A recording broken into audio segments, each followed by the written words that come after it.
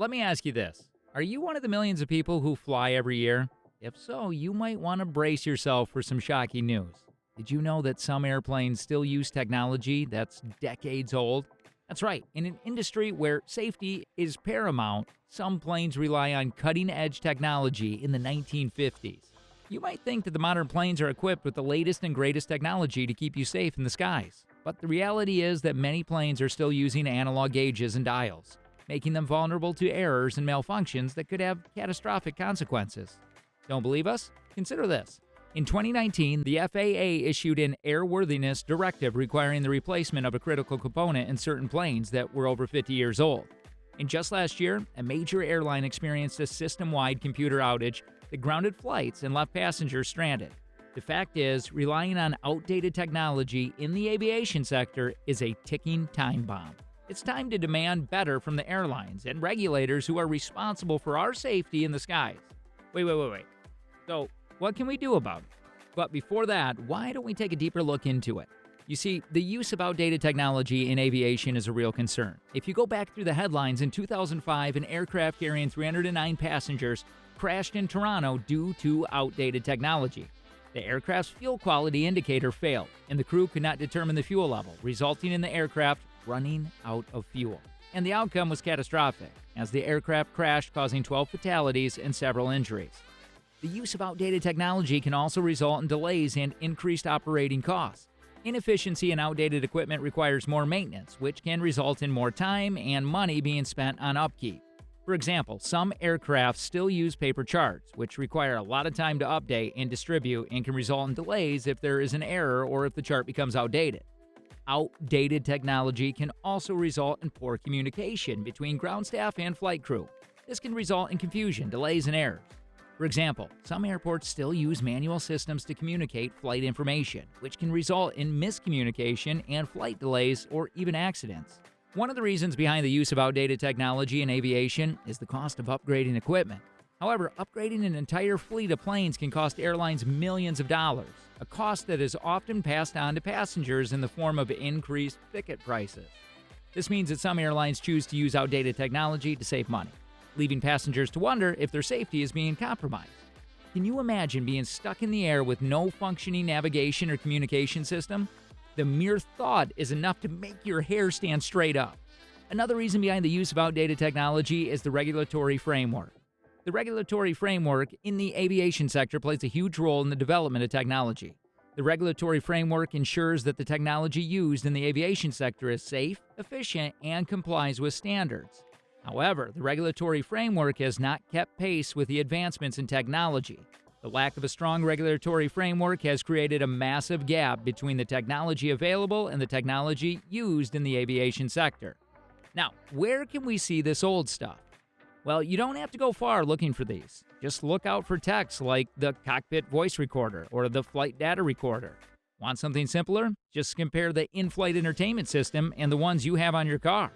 Now, CVR, or the cockpit voice recorder, is a device that records all the audio from the cockpit during a flight, including the pilot's conversations, alarms, and other sounds.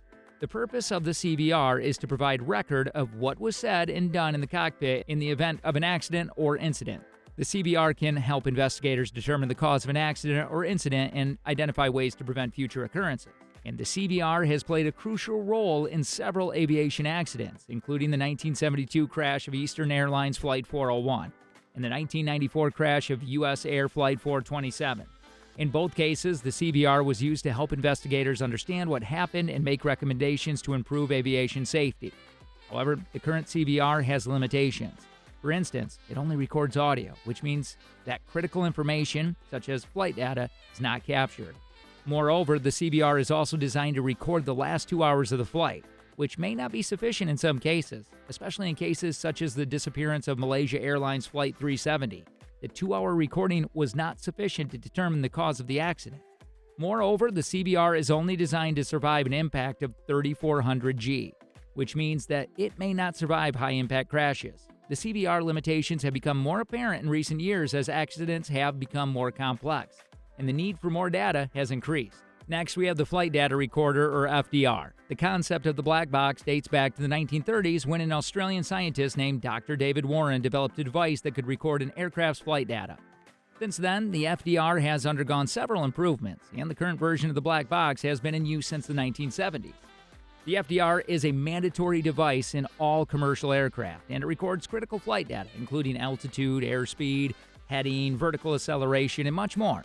Although the FDR is a vital enhancing air safety, it has several limitations. Just like we said about the CDR, the FDR only records the last 2 hours of flight data. Now that is really bad in the case of a catastrophe. And finally, the best example of this is the in-flight entertainment system. The current in-flight entertainment system is outdated and inadequate for modern travelers. With the advent of streaming services, passengers, including you and I, are used to accessing a vast library of content from the comfort of our homes. And we expect the same level of choice and convenience when flying. In addition, with the rise of affordable tablets and smartphones, passengers are bringing their entertainment with them, which further diminishes the relevance of an in-flight entertainment system. Another factor that makes the current in-flight entertainment system outdated is the user interface. The current system is not intuitive, and passengers often struggle to find the content they want. This leads to frustration and dissatisfaction, which can negatively impact the passenger's experience. Moreover, the lack of choice and poor quality of the content can also have a negative impact on the airline's reputation. So, that's a black mark. Anyway, let's come back to the question we had in the beginning. What can we do about it? The first step is to recognize the problem. For too long, the aviation industry has relied on the legacy systems and processes that were designed decades ago. These systems are often clunky, slow, and prone to error. They require manual intervention and can be difficult to integrate with modern software and hardware. One solution is to invest in new technology. Several innovative companies are working to bring new solutions to the aviation industry.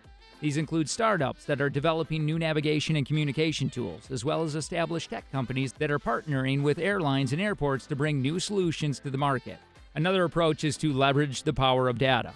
The aviation industry generates an enormous amount of data every day, from flight data to passenger information to weather patterns. By collecting and analyzing this data, airlines and airports can gain insight that can help them optimize their operations, reduce cost, and improve the passenger experience. But there are also risks associated with these new technologies. Cybersecurity is a growing concern in the aviation industry as hackers look for ways to exploit vulnerabilities in the system that supports air travel. Automation is also risky, as more tasks are handed over to the machines and robots. While automation can improve efficiency and reduce cost, it also has the potential to create new risks and vulnerabilities.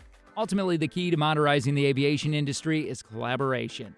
Airlines, airports, and technology providers must work together to identify the most pressing challenges and develop effective and secure solutions. Working together can create a safer, more efficient, and more enjoyable air travel experience for everyone. Anyway, what do you guys think? Are we really safe in the skies? The harsh truth is that outdated technology in the aviation sector poses a grave danger to both passengers and crew. Every time we step onto a plane, we take a risk with our lives. But it doesn't have to be this way. We can demand change, we can demand better technology, and we can demand that our safety is made a top priority. Anyway, if you can, comment your thoughts in the comment section below, and stay tuned for updates. We'll meet again in another episode. Till then, bye.